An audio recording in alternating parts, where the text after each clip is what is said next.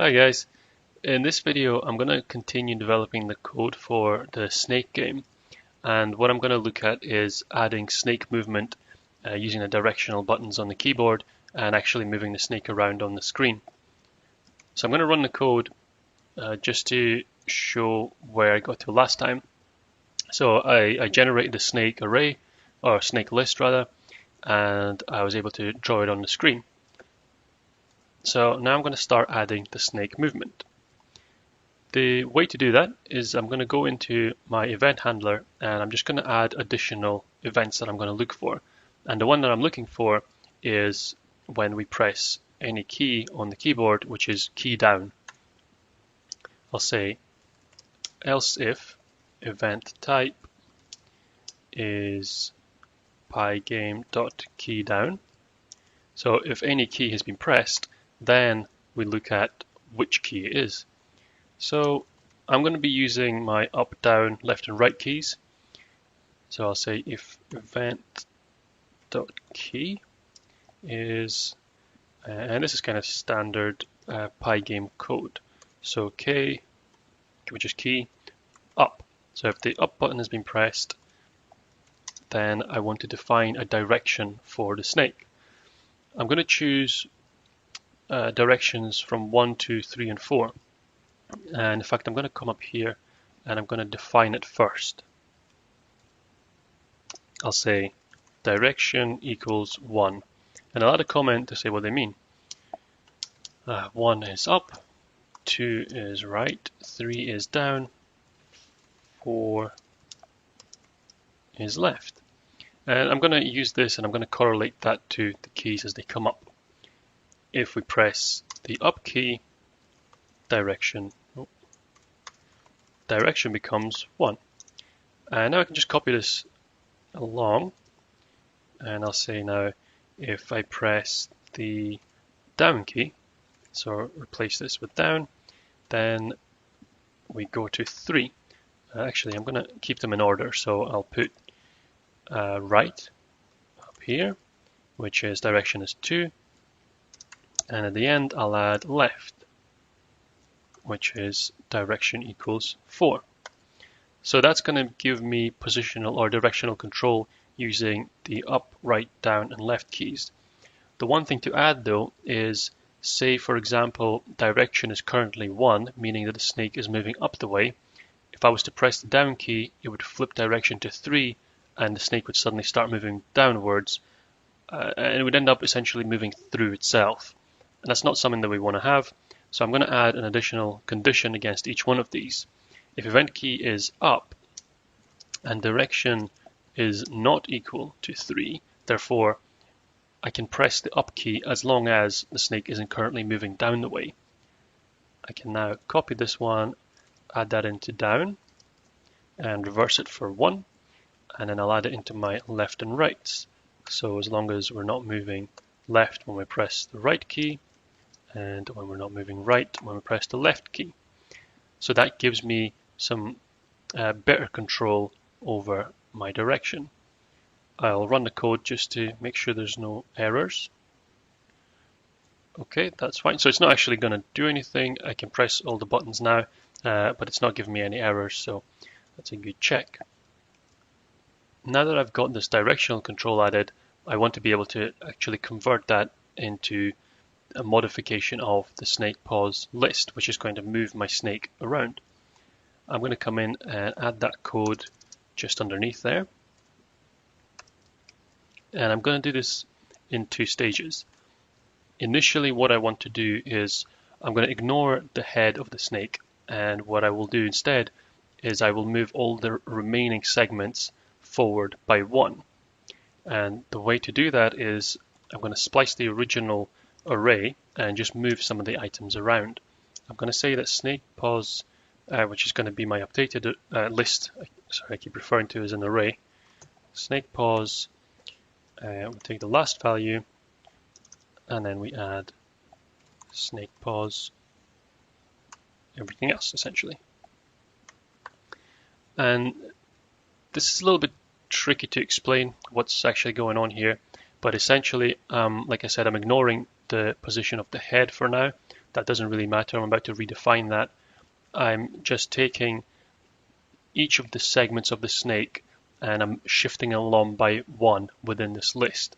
And it's just going to give the effect of moving the snake along by moving, say, segment 3 into the position of segment 2 and segment 4 into the position of segment 3 and so on, so on. Essentially, it just shifts everything up by 1. And after I've done that, I can then look at positioning the head in wherever the new position is based on the direction.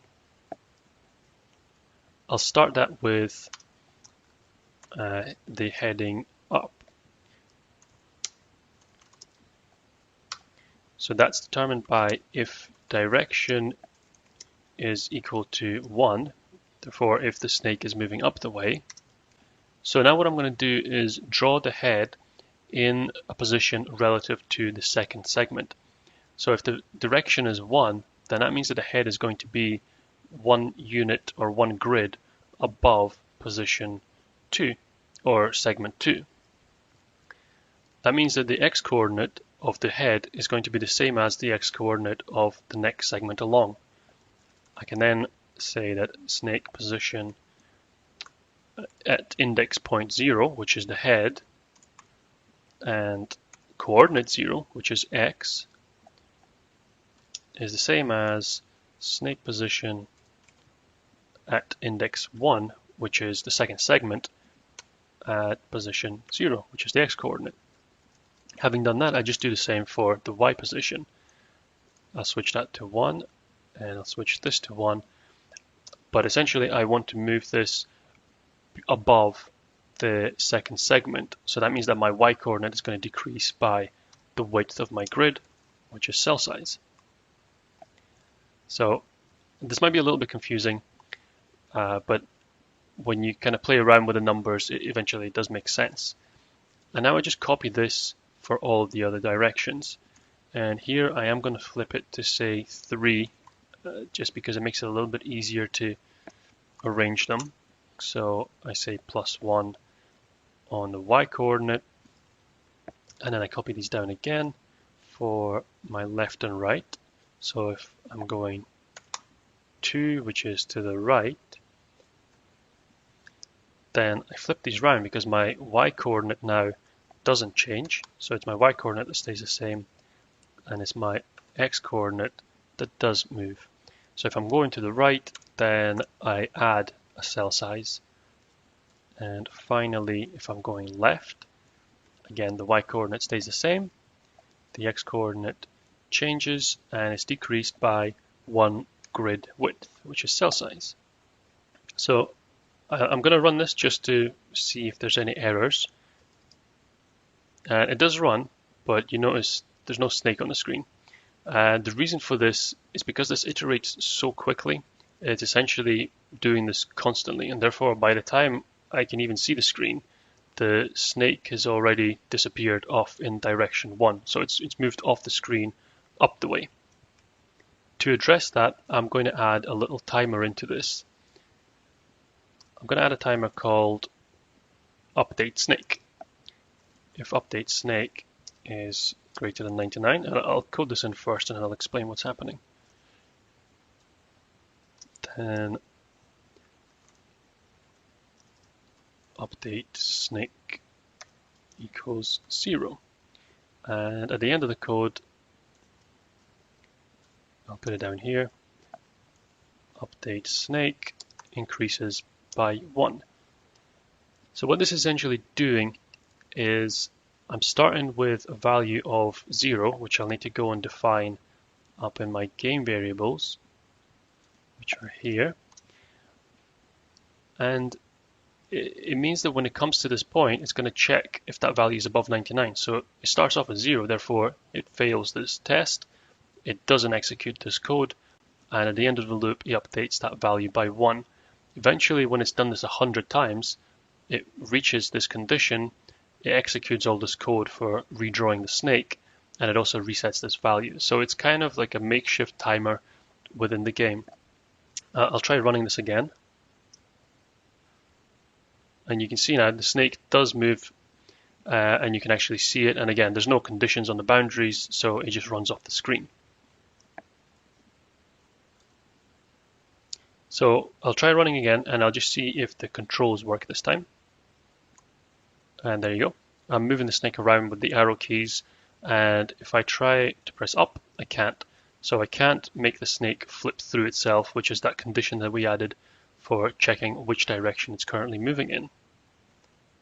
But you can see there's no boundary conditions, there's no exit conditions, so there is no game over. The snake, I mean, it's too short right now to try and eat itself, but there's no end game to this. There's also no food, so there's no objective either. So adding in the food and adding a score counter, and as well as that adding some boundary conditions to where the snake can and can't go, that's going to take a little bit longer still. So I'm going to do that in another video. So I'm going to wrap this one up now, but hopefully that was useful, and thanks for watching.